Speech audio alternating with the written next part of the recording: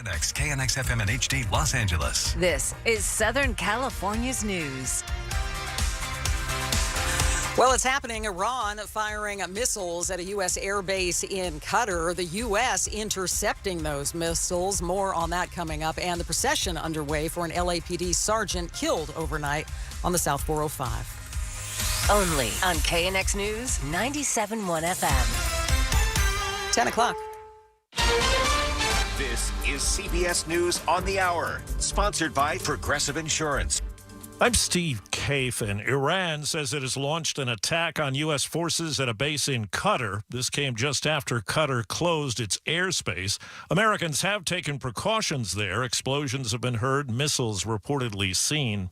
CBS's Haley Ott in Tel Aviv tells us Israel is vowing today to keep up its attacks going in Iran. The IDF has said that it's been targeting missile, radar, satellite infrastructure, also a number of airports, and notably the office of the Minister of Defense said that Israel had been targeting things that were symbolic of the regime. That's interesting because Israel has been adamant in that one of its goals is not regime change in terms of this operation. I'm Stacey Lynn at the White House. Press Secretary Caroline Leavitt spoke about the president floating the idea of an Iranian regime change and says, well, he was simply raising the question. But if they refuse to engage in diplomacy moving forward, why shouldn't the Iranian people rise up against this brutal terrorist regime? But she says, as far as our military posture, it hasn't changed. Retired Navy fighter pilot Matthew Wiz Buckley tells CBS News the U.S. has been prepared to act against Iran for some time. I guarantee you,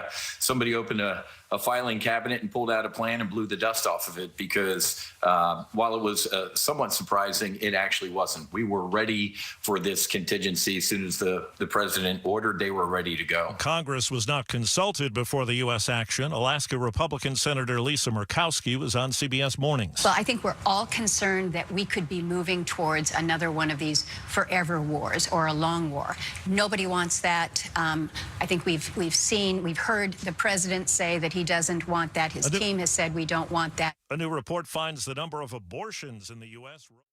This is a special report from ABC News. I'm Michelle Franzen. A U.S. official confirming Iran fired missiles at Qatar, targeting the largest U.S. military base in the region. Some 10,000 U.S. troops stationed there. The missile launches followed the U.S. strikes on Iranian nuclear facilities.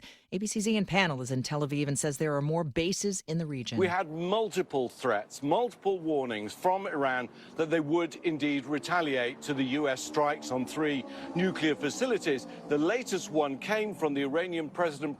He's not a key decision maker. The Ayatollah is in normal circumstances, but these are abnormal circumstances. But again, warning that there would be retaliation. President Trump now huddling with his national security team in the Situation Room. ABC's Rachel Scott has more. As we anticipate more from the White House and this administration on their reaction and next possible steps, as the president has warned. Qatar's defense ministry says they've intercepted the Iranian missiles and there are no injuries. This is ABC News.